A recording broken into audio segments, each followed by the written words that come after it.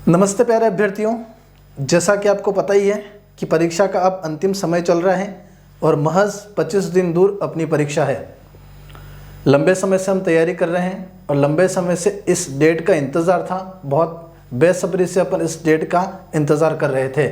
आखिर फाइनली अब हो चुका है कि 26 तारीख को अपनी परीक्षा होनी है। आप बहुत लंबे समय से पढ़ रहे हो, कोई साल भर से पढ़ रहा है, कोई 6 महीने से पढ़ रहा है और आपने सिलेबस का एनालिसिस करते हुए इन 6-8 महीनों में, साल भर में बहुत अच्छी तरह से तैयारी कर ली है।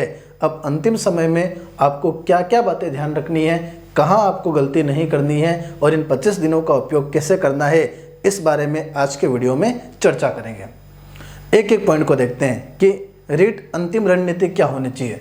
तो सबसे पहली बात, अपने पास में अब बचे हैं महज 25 दिन मानते हैं और अब उल्टी गिनती चालू हो गई है।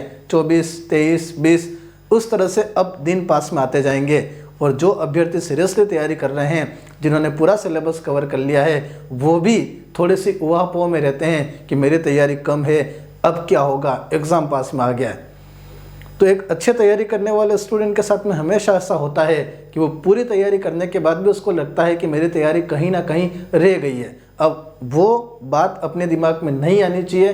अब आत्मविश्वास हम में आ जाना चाहिए कि मैं लंबे समय से तैयारी कर रहा था, अब एग्ज़ाम की डेट पास आ गई है, मैं पूरी तरह से तैयार हूँ, मैं कॉन्फिडेंट हूँ इस तैयारी को लेकर के, इस परीक्षा को लेकर के। तो सबसे पहली बात, इस 25 दिनों में अब आपको बिल्कुल डिमोटिव नहीं होना है, आत्मविश्वास बनाए रखना है। आत्मविश्वास के साथ में सकारात्मक रहना है। यह सबसे बड़ी चीज़ है इस 25 दिनों के अंदर, सबसे मेन चीज़ जो आपको एग्ज़ाम हॉल में 100% दिलवाने में मदद करेगा। आप अकेले में बैठिए, 5-10 मिनट बातें करिए खुद से कि कोई दिक्कत नहीं है, मैंने इतना पढ़ा है, अब उस जो पढ़ा है उसको प्रेजेंट करने का समय आ चुका है, मैं अपना 100% दूंगा। और अगर अभी भी किसी पक्ष में मैं कमज़ोर हूँ तो मेरे पास में इतने दिन बचे हैं, 25 दिन बचे हैं, एक योजनाबद्ध इन 25 दिनों का मैं यूटिलाइज करूँगा तो मेरे जो 5% पक्ष कमज़ोर रह गए हैं उसको मैं सुधार दूंगा। और उसके लिए आपको इस आत्मविश्वास के साथ में एक बार सिलेबस पर अच्छी तरह से फिर नज़र डालनी है। अब तो आप उस कंडीशन पर आ गए हो कि आपने सिलेबस का अच्छी तरह से एनालिसिस कर लिया है। पहली बात, सिलेबस को देखने की ज़रूरत भी नहीं है। आपने हिंदी, संस्कृत, साइकोलॉजी या आप एसएसटी में हो तो भी, लेवल 1 में हो तो भी, साइंस में हो तो भी, आपने अंकों के हिसाब से अपने सिलेबस को डिवाइड कर रखा है। अब एक बार आप 5 मिनट आराम से बैठिए, सिलेबस का पेज हाथ में लीजिए, एक लाल शाही का पेन लीजिए और उन पूरे सिलेबस के एक टॉपिक को पढ़िए कि कौन कौन से टॉपिक आपके अच्छे हैं और कौन कौन से टॉपिक में आप अभी भी थोड़े कमज़ोर हो। आप 5% सिलेबस छोड़ भी सकते हो, ऐसे 5-7 टॉपिक छोड़ भी सकते हो जो आपको बहुत डिफ़िकल्ट लगते हैं, लेकिन आप अभी भी 3-4 टॉपिक ऐसे हैं जो आपको लगते हैं कि इसको में आप कर सकते हो, उन पर आप गोले लगाइए और उन टॉपिक को पूरे करने के लिए भी एक प्लानिंग बनाइए। अब सिलेबस का एनालिसिस करते हुए आपको 2 बातों पर काम करना है। एक तो इन 25 दिनों में आपको रिवीजन कैसे करना है और इन 25 दिनों में पूरे सिलेबस में जो कठिन टॉपिक 10% आपने छोड़ रखे थे, उन 5% कठिन टॉपिक को लेकर के क्या योजना बनानी है।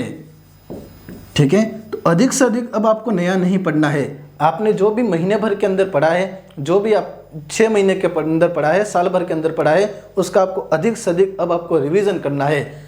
आप मान के चलना कि ऐसी कंडीशन में आप होने चाहिए हो कि एक दिन में आप 3 रजिस्टर 4 रजिस्टर का रिवीजन करके उस रजिस्टर को फेंक दो कि आज मैंने हिस्ट्री, ज्योग्राफी, पॉलिटिकल, ये 3 कोचिंग के रजिस्टर थे, ये 3 सेल्फ मैंने रजिस्टर बनाए थे, ये मैंने सब पढ़ लिए, आज मेरा हिस्ट्री, ज्योग्राफी, पॉलिटिकल का रिवीजन हो चुका है। उस कंडीशन में अब आप होने चाहिए हो।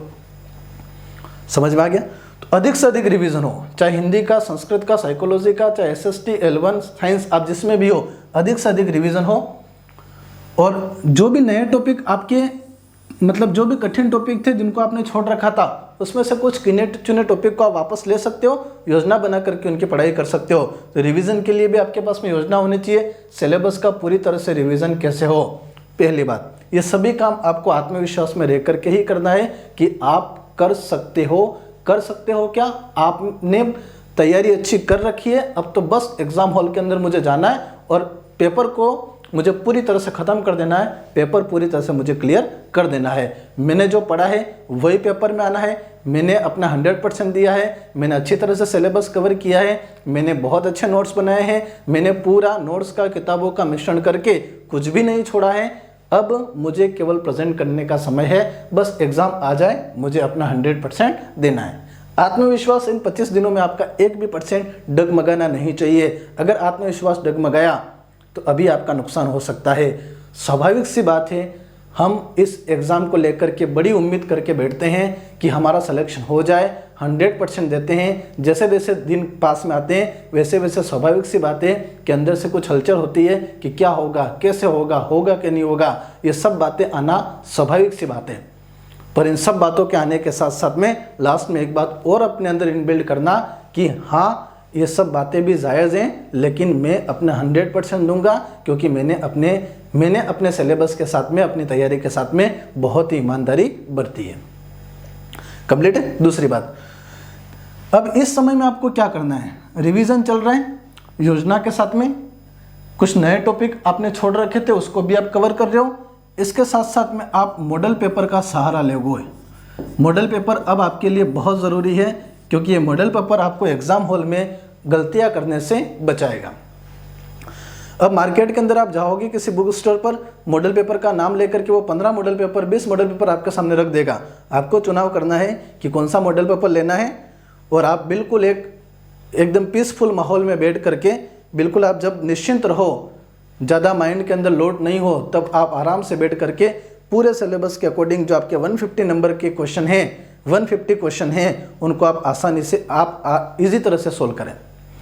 सोल्व करने के बाद अंक में मत जाना। कभी कभी क्या होता है, कोई मॉडल पेपर बहुत ज़्यादा कठिन आ जाता है, उसका स्तर कठिन होता है। कभी कभी मॉडल पेपर वाले क्या करते हैं कि सिलेबस के आउट ऑफ क्वेश्चन भी डाल देते हैं। कभी कभी मॉडल पेपर वाले क्या करते हैं कि एक ही टॉपिक के 5 क्वेश्चन ही डाल देते हैं।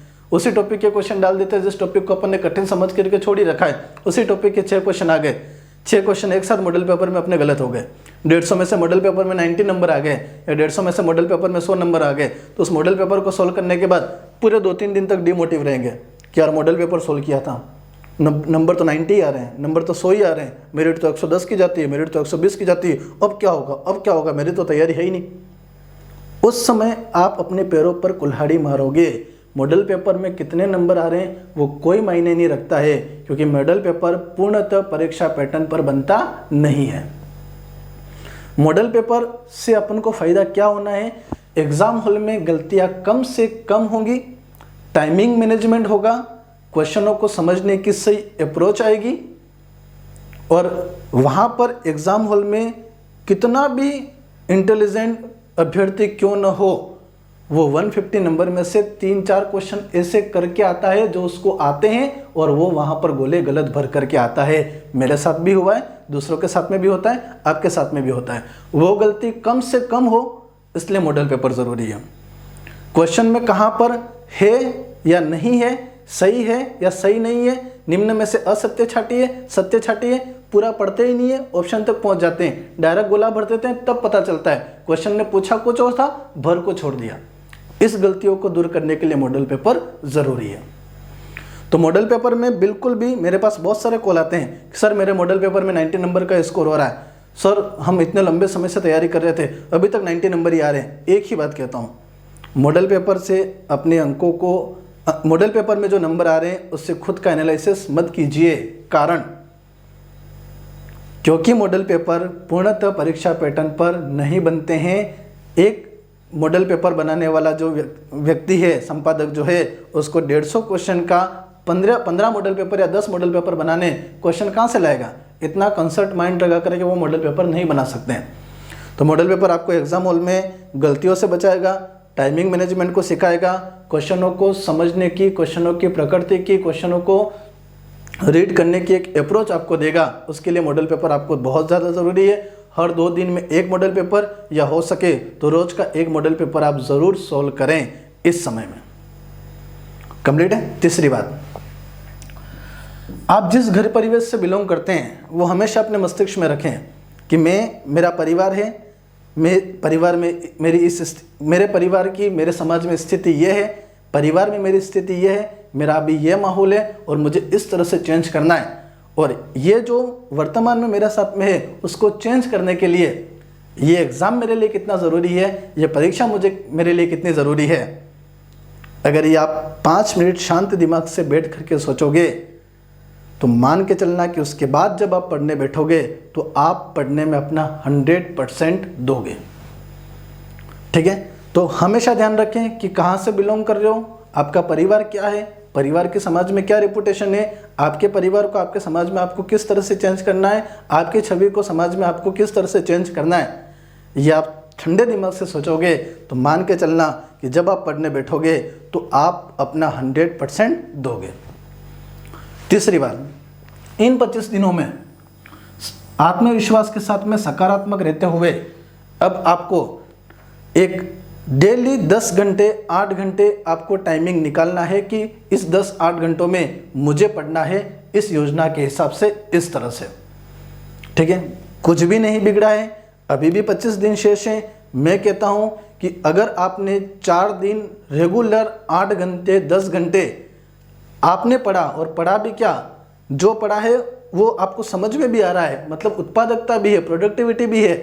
एक पढ़ना क्या होता है कि 4 घंटे पढ़ने के बाद भी 4 घंटे में पढ़ा क्या एनालिसिस करोगे तो पता चलेगा कि 4 घंटे में हमने तो घंटे भर का ही पढ़ा है, और एक 4 घंटे आप पढ़ोगे तो पता चलेगा कि 4 घंटे में हमने इतना कवर किया है। तो आप जब प्रोडक्टिविटी वाला पढ़ना लग जाओगे, उत्पादकता वाला पढ़ने लग जाओगे, तो आपको लगेगा कि वास्तव में 4 घंटे मैंने पढ़ा है, उसमें मैंने बहुत कुछ कवर किया है। अगर आप 4 घंटे में बहुत कुछ कवर कर सकते हो तो 24 घंटे में आपको 12 घंटे पढ़ना चाहिए, 10 घंटे अब पढ़ना चाहिए। और वो 10 घंटे जो 12 घंटे पढ़ रहे हो वो ईमानदारी से आप पढ़ोगे। वो पढ़ना कौन सा होगा कि वो जो 8 घंटे 10 घंटे आपके लग रहे हैं वो 8-10 घंटे में 5 मिनट भी खराब नहीं जाए, वो 8-10 घंटों का पूरा यूटिलाइज हो। आप मान के चलना कि अगर आपने ईमानदारी से 8 घंटों को प्रोडक्ट उत्पादकता के साथ में पढ़ा तो आप 2 दिनों के अंदर सिलेबस का एक बहुत बड़ा भाग कवर कर लोगे। और 2 दिन में सिलेबस का बड़ा भाग कवर कर लोगे तो अगर आपने यही 8-10 घंटे आपने 6-7 दिन कंटिन्यू रखे तो आप 50 से 60% रिवीजन कर लोगे। और ऐसा कैसा रिवीजन, आप 15 दिन में तो पूरा रिवीजन कर लोगे। और मान के चलना कि 10 दिन 15 दिन में आपने जब पूरा रिवीजन कर लिया, हर 10 घंटे रोज के 10 घंटे रोज के 15 घंटे ईमानदारी से जो पढ़ रहे हो वो पूरा लग रहा है, जो पढ़ रहे हो वो वापस अर्न हो रहा है, तो आप मान के चलना कि 10-15 दिन में आपका पूरा सिलेबस रिवीजन हो जाएगा। और उस सिलेबस के रिवीजन के साथ में आपका आत्मविश्वास डबल हो जाएगा। 2 चीज़ें हैं, आत्मविश्वास एक चीज़, आत्मविश्वास को बनाए रखना है, अति आत्मविश्वासी भी नहीं होना है और बिल्कुल डिमोटिव भी नहीं होना है। बिल्कुल डिमोटिव होगे तो जो पढ़ा है वो भी साफ हो जाएगा, और अति आत्मविश्वास होंगे तो आप सही तरह से एग्ज़ाम हॉल में प्रेजेंट नहीं कर पाओगे खुद को। ठीक है, तो अब बिल्कुल संयमित रहना है, शांत रहना है, धैर्य के साथ रहना है, बिल्कुल दिमाग में फितूर दूसरे नहीं लाने हैं। 8-10 घंटे 12 घंटे डेली के देने हैं, योजना के हिसाब से देने हैं, रिवीजन पर अधिक ध्यान देना है, परिवार में अपनी स्थिति को देखना है, स्थिति को चेंज कैसे करना है उसका 5 मिनट एनालिसिस करना है, प्रोडक्टिविटी के हिसाब से पढ़ना है, जो पढ़ रहे हो वो समझ में आए उसके हिसाब से पढ़ना है। मान के चलना कि आज से आप 8-10 दिन में और ज़्यादा आत्मविश्वास आप में आएगा, आप एग्ज़ाम हॉल में अपना 100% दे पाओगे। ठीक है, मिलते हैं अपन और अगले वीडियो में, रीड के पहले एक और वीडियो में। उस वीडियो में अपन यही बात करेंगे कि एग्ज़ाम हॉल में 3 घंटे का जो प्रेशर होता है उस 3 घंटे के प्रेशर को आप किस तरह से सहन करोगे, और उस 3 घंटे में आप अपना 100% कैसे दोगे, और वहाँ पर आप गलतियों से कैसे बचोगे। आपने जो साल भर 2 साल 1 साल 6 महीने पढ़ाई की है वो पूरी की पूरी पढ़ाई 3 घंटे में आपको उड़ेलनी है, तो 3 घंटे में वो पढ़ाई की हुई है वो पूरी तरह से काम आए। क्योंकि बहुत सारे स्टूडेंट होते हैं, बहुत अच्छी तैयारी होती है, एग्ज़ाम हॉल में जाते हैं, पेपर हाथ में आता है, ओएमआर शीट में रोल नंबर भरते हैं, पहला प्रश्न पढ़ते हैं, उसके बाद प्रेशर सहन नहीं कर पाते हैं, क्वेश्चन सही तरह से रीड नहीं कर पाते हैं और पेपर को संभाल नहीं पाते हैं। तो उस समय भी अपने आप को बहुत शांत रखना ज़रूरी है, उस समय भी धैर्य के साथ में पेपर पूरा सोल्व करना है। आत्मविश्वास खुद में होना चाहिए, खुद पर विश्वास, मैंने पढ़ा है, सिलेबस कवर किया है, प्रश्न सिलेबस के बाहर नहीं जाएगा, मैं अपना 100% दूंगा, पेपर मैंने पढ़ा है वही आया है और मैं कर लूँगा। ये पेपर को खोलने से पहले, रोल नंबर को भरने से पहले ये बात भी आपको दिमाग में रखनी है। सबको रीट के पहले बहुत सारी शुभकामनाएं। आप सफल हों और आपने जो सोच रखा है उसको आप पूरा करें। इसी के साथ में सभी को धन्यवाद।